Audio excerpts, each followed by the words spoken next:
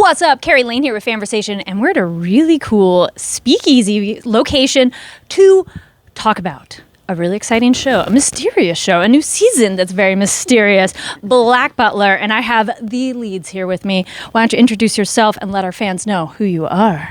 I'm Brina Palencia, and I'm the voice of Ciel Phantomhive. I am J. Michael Tatum, and I'm the voice of Sebastian. Now, Black Butler has been out for many years. It's back again. It's glossy, it's gorgeous, and it looks so good this season. How does it feel to be at an event like this celebrating the new season?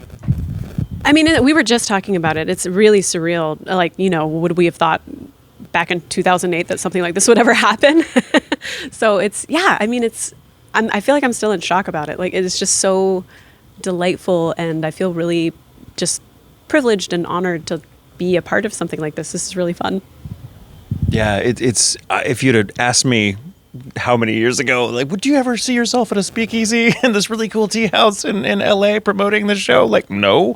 But I think it's a testament to how much anime has just exploded into the mainstream in the past few years, that we're seeing all these wonderful properties come back, you know, and I love it. It kind of feels like, you know, we invested in a startup company and now it's like, now it runs the world. And I'm like, oh, I'm so glad we put our money on that.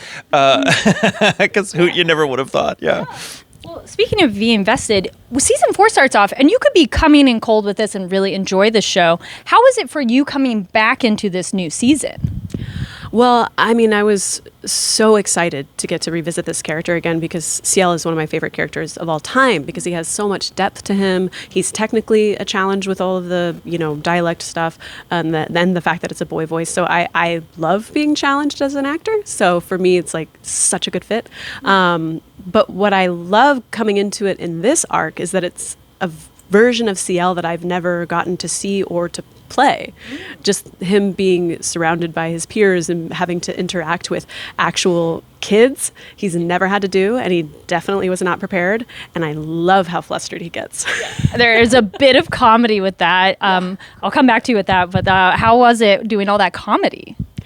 I mean, yeah, I feel like typically in other arcs there's a lot of comedy, but Ciel doesn't necessarily do any of it, so it's really fun getting to be a part of the actual joke this time. Yeah. And then how is it for you coming back into this season? So real talk, I just play Sebastian around the house and have for like the better part of 20 years, you know, just in my robe making coffee in the morning, you know, so it's nice to finally be like, oh, I get to do it in the booth again, finally. That's nice. He lives very close to me, Sebastian, so it's really easy to slip back into. But it's super fun to come back in this context because the show has never looked more beautiful. The music has never sounded more lush. You know, everything about it is just so much more of everything that has always made it work, and it's lovely to see just how legit it feels to be like, that's right, it still has longevity and it's coming back, and it feels, and of course I don't know this for a fact, but it feels like it's being worked on, the animation and everything is being worked on by people who grew up watching it, and so that this iteration feels like a love letter to the franchise by people who are now in the business, who were inspired to get in the business by watching the show originally, which is just a cool thing to think about. I certainly hope that's true, but it certainly feels that way to me. Yeah. There's so much love in every frame. I was just going to add, Yeah. Well, speaking of the location we're at, how beautiful it looks, there's a lot of tea shots that look gorgeous that you're just like, ooh, I want tea. What is your favorite tea?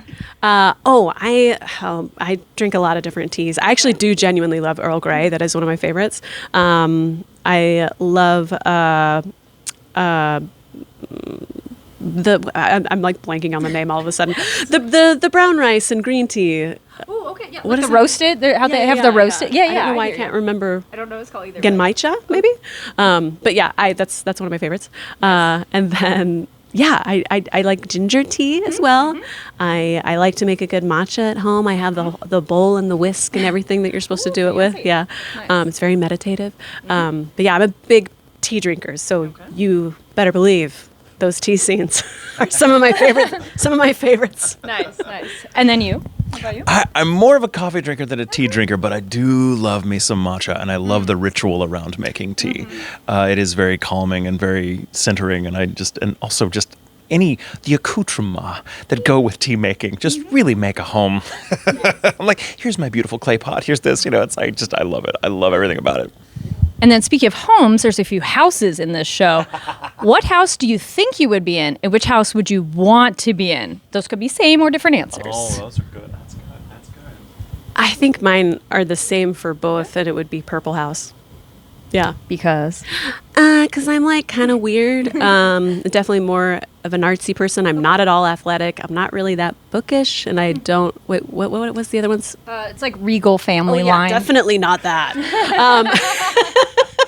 So for sure, I think Purple House. Yeah. What about you?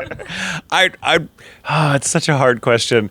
Not really, but I'd want to be Purple House because that's how I liked. I'm like, I'm edgy, I'm artsy, I'm a tragic romantic. I'm all those things. I'm like Percy Shelley or Lord Byron. But in reality, I'm like the bookish guy that's like, did you know that Arden was Shakespeare's mother's maiden name? Like that's so clearly I would be in Sapphire Owl House. Like there's no question.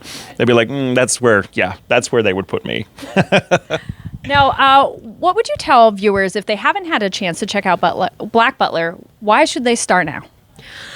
I mean, it's such a unique show in the fact that it does go so hard as far as like drama and just really horrific stuff, honestly, happens in it, while all at the same time, it can be really funny.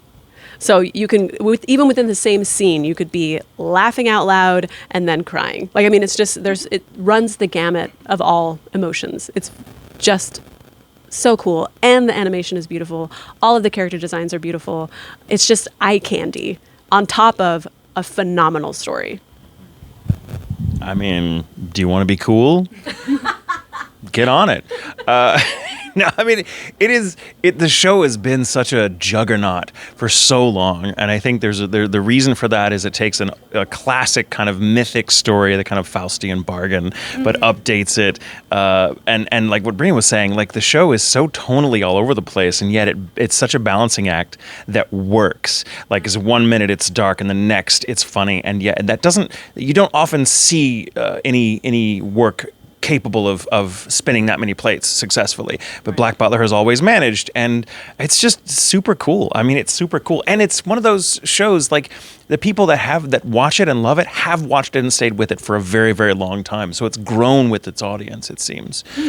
So that to me makes it worth checking out. If that many people have loved it for that long, there's something to it. Well, then on a final note, what would you tell the long-term fans? Thank you. I mean, thank you. One of my favorite moments of interacting with fans was that I went to go see Book of the Atlantic in a theater, but not like, it wasn't the official like red carpet premiere or anything. I just went to a regular showing of it full of fans that didn't know I was there.